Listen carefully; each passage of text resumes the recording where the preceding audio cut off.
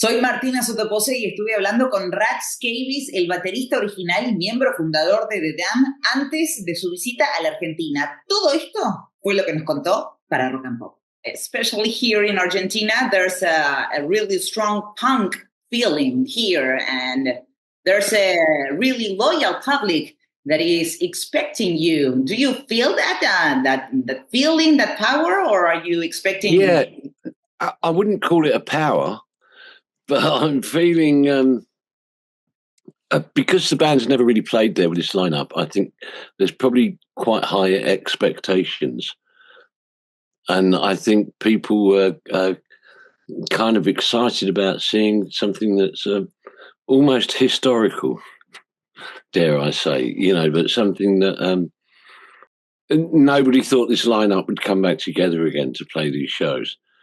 And so, I always thought this was the best group of players that the band had. And so there's probably quite a high expectation because people have been listening to this lineup on the Black Album and Machine Gun, Music for Pleasure. Not Music for Pleasure, what am I talking about? People have been listening to this band playing Strawberries and the Black Album. Yeah.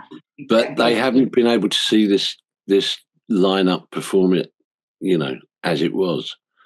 And I think that's kind of difficult for us because you've had kind of 20, 30 years of listening to the record that we spent quite a long time getting right. And now we've got to play it live. But I have to say that, in all fairness to us, we've been, so far, everything's been real cool. Everything's been good. The band have been playing great. We've all been getting on.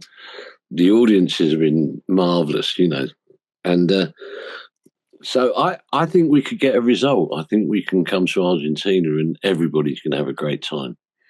I have no doubt about that. You were referring to your comeback to the band in 2023. We received this wonderful news of your return to the band. How was that possible? I never ever thought that would happen, but and it's a very uncool thing to say, but they offered us a lot of money. That's so cool. And what they said was, do you think you can all forgive each other if we give you this much money? And we all said, yes, of course, we can do, because it's only a short thing. It's not like you're committing to anything. And then we played those shows with Brian James and everybody had a great time. Everything was really good. We played great. We all had fun. The dressing room was, that was kind of, and for me, it was really nice. It was like, because when you leave an environment, you tend to be negative about it. You go, oh, yeah, they're a bunch of bastards. I don't want to be in a damned thing. And then coming back into it, it's very much like remembering why you liked those people and why in the first place you were in a band together and why you spent so many years working together. And it just seems that, I don't know, it's just kind of really good to renew the acquaintance. Do you feel like, in a way, after almost 50 years of playing and doing what you love, maybe, do you feel wiser, right? No. No? But no. You don't trust your drums at the end of the gig like you used to, right? I do. No, I don't trash them like I used to. But There's I don't. a fire involved? Yeah. Sometimes it depends on the local authorities whether. But that, I mean, the destruction of equipment and smashing things up is twofold. First of all, it's really good fun. You have no idea what it's like to wow, and 2,000 people go, wow, this is great. It's a real, and it's it's a different kind of high on that, and that was mostly because of anger and being young and being pissed off at the world and what was going on, and making the statement that you didn't care about anything, not even the thing that should have been most precious to you, which was my drum kit, which was my only way out of the misery. Right. Fuck it, I'm going to smash it because I'm so angry. I want to, and a completely idiotic way to carry on, but incredibly valuable in its own right. It was, very cathartic, I think is the phrase we use. It releases something. But you are not angry anymore at the world? Oh, yeah, of course I am. I'm angry at so many things. I'm especially angry at fucking Elon Musk. Yeah. I think he is a James Bond villain. He's pretty much right. Yeah. Yeah, he's piggybacking on the president. He's become one of the most powerful men in the world, and not one person has ever voted for him or said, "I like that guy. I want," And so I find him and the whole political system that we're tied up in is so antiquated and so ridiculously out of style, and really doesn't relate to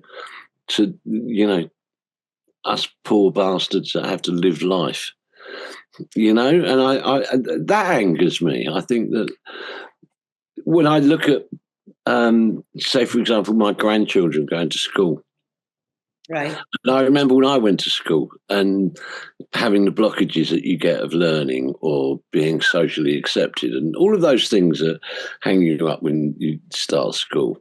Right. And then I look at my grandson, and I've put my own generation of children through the same education system, and nothing's changed.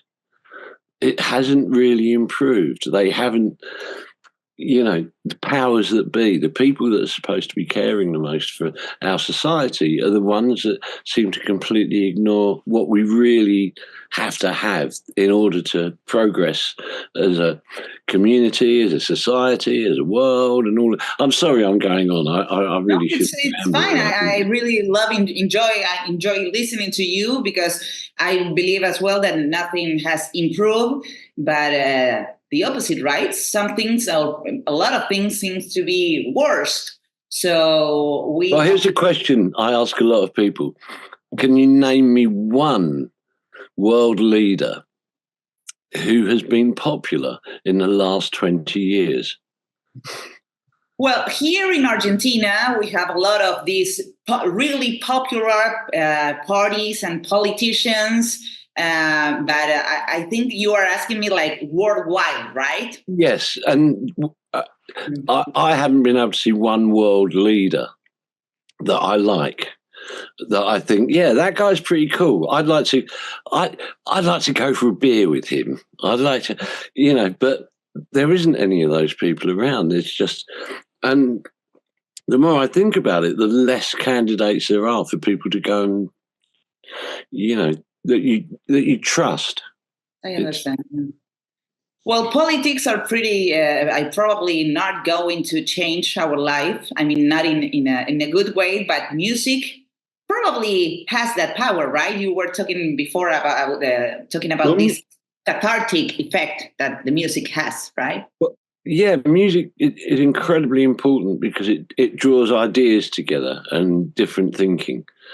And it's not the mainstream. It's not something that's been written out by a press officer who's trying to do it. There's a genuine kind of, it's a much more genuine personality. You get to know rock stars through their interviews and what you see of them and what they say. And you kind of know them much better than you do your president or our prime minister. I haven't found any world leader that I thought that guy's really on the right track and he knows what to do and he deserves support and he deserves things.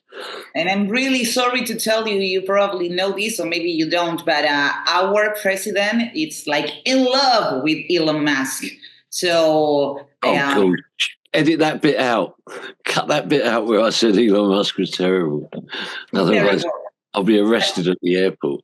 No, you won't. We won't allow that, Rat. Please. We are really, really, really... I'm just kidding. Yeah, I know. Hey, you were talking right now about all these bands and all these musicians. You have played with a lot of musicians since you Mhm. like went away from the band from the Dam. Yeah, And you said, let me find the phrase, because you said in an interview something about how that period, those years, helped shape your character, like mm, going solo and playing with other musicians. yeah, very much. Did It's you enjoy those oh years? yeah. I worked with Donovan. I don't know if you've ever heard of him. Yes, of course. Yeah. And I was in the only live band that he ever took on the road. And we were called Secret Weapon. And it was really cool. It was really good. But I had to completely change everything I did. I had to rethink my playing, my approach, my style, my technique. Everything had to be very quiet because he just played with an acoustic, and there was no mics on the drum kit ever. It was because everything was really loud, and so I had to rethink what I did, and that was quite a challenge. And it was a challenge that I think you have to have as a musician. If Because normally I would just play the same thing the same way, no matter who I'm working with. And you have an audience in front of you that are used to hearing those songs played a certain way, Exactly. and you can't let them down. But you can't necessarily play them the same way that you did. So you can come up with playing them the best that you can now.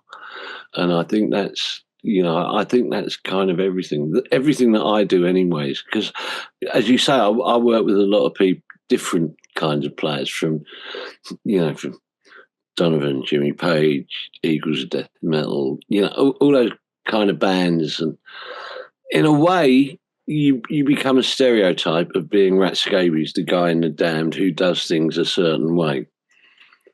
And so what I like is doing like dance records that aren't anything to do with punk rock or the Damned, or that are just a very different approach to music. And I like to be stretched and to realize that there are other ways of doing things and other approaches. And then hopefully, I can take those things and I can apply them to the next thing that I'm involved with. That's so great.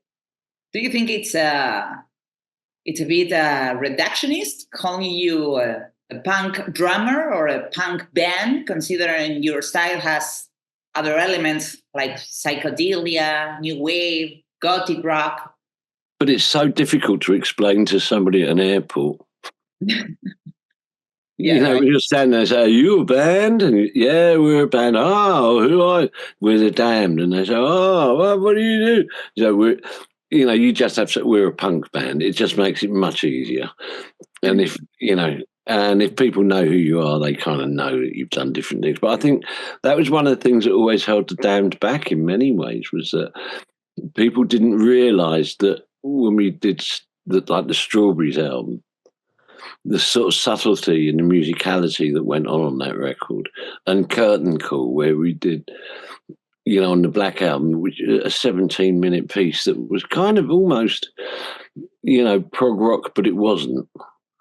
And I think that the problem is the Damned made their name as a punk band, and then everything else kind of gets missed unless you're a Damned fan and you kind of followed the band's career.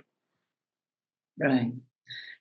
Do you have prepared the set list that you're gonna play, or are you still No, working, picking the songs, choosing the no. song? Yeah, we arrived. We got 3 days rehearsal in Sao Paulo when we get there, and we'll decide what we're going to play. But it'll probably be Okay. the easiest. Well, I don't know. Like, there's a lot of records, a lot of songs. Do you Do think you you're know gonna? that this is the thing I found strange in Mexico, was when I was talking to the audience and the common people.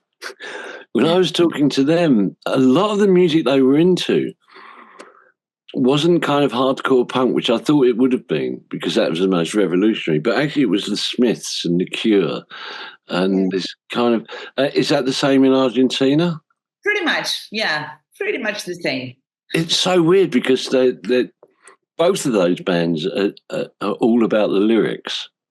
Exactly. It's all about the words. So how do you possibly understand what they're singing about?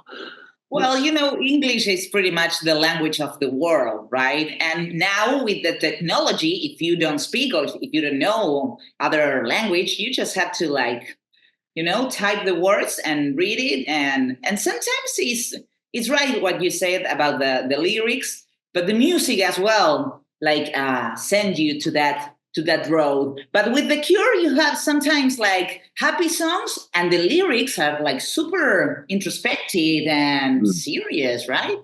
Yeah, Robert Smith's very good at contrasting his atmospheres. His lyric will be one, as you just said, his lyric will be one atmosphere, but the musical track will be a totally different place. And I think the Smiths are very similar. But it was a real surprise to find out that South America went for those kind of bands, because I was expecting it to be death metal and because there's a lot of good South American death metal bands. Right, yeah, we have that strong genre. I mean, Brazil as well. There are a lot of heavy metal bands which really, really rock. But it pretty much reduced all to rock, right? Which is kind of the thing that englobes all these. There's only 12 notes, and everything is a variation on those. And most of it's the way that you do it. And I mean, I listen to some of the speed metal bands and I'm just absolutely in awe of the drummers. And I'm like, how the fuck do you do that? What have you taken? What makes that manifest itself? And but then the more I sort of investigated it, the more I realized actually it's all techniques. Did you Rat, have one song that maybe define your style, your feeling? I don't know how to. No, just one song. If you have to pick one song that defines you. No.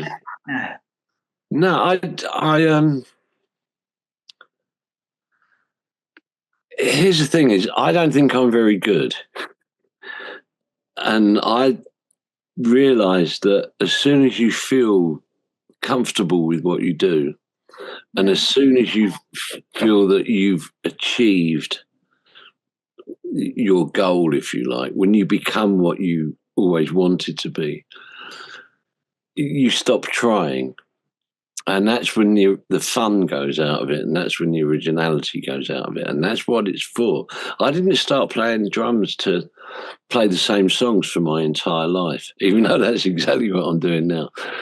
But that wasn't the purpose. The purpose was to be creative and continue being creative. And that's why The Damned always had such a variable record. The records were always very different because we were very bored very quickly with the last record that we'd done. And we could have easily, we had success with the first album. And really, we could have made the same record again and continued that same kind of success. But actually, that wasn't what any of us really wanted to do, and it wasn't what we were in place to do. But every record we've made is always I always think it's been a progression. And if I felt that I couldn't do anything any better or I couldn't improve on what I did, then I might as well give up. You may as well stop. What's the point? But when you get the pleasure out of discovering that you can do something that you didn't think you could do or you didn't know you could do, when something different comes up and turns, boy, that's a high. It's really good. It's worth having. You can't buy that. That's really cool because a lot of people enjoy their comfort zone, right? You're talking about what happens when we get out of that comfort zone, and it can be rough and it can be difficult, but it can be pretty. It's the only place. It's the only place to be. Okay, I'm gonna take that for myself and for a lot of people probably that are going to watch this interview, because I have just a couple of minutes left for us to talk. But I like that. We have to get out of our comfort zone, and I'm pretty much sure that we are gonna have a great time on March and in a couple of weeks when you come to Argentina. And I really, really hope, Rat, that you have a lovely time as well. I really hope you enjoy this visit, and I really hope it's not the last one. Listen, I don't know how to not have a good time. That's so cool. That's so cool, Rat. Thank you so much for this time. Thank you. Are you coming to any of the shows? I am, and I hope I get to know you in person. Thank you so much. It's been a pleasure and an honor. Oh, thank you. Pleasure's all mine. Rock and Pop. 40 años.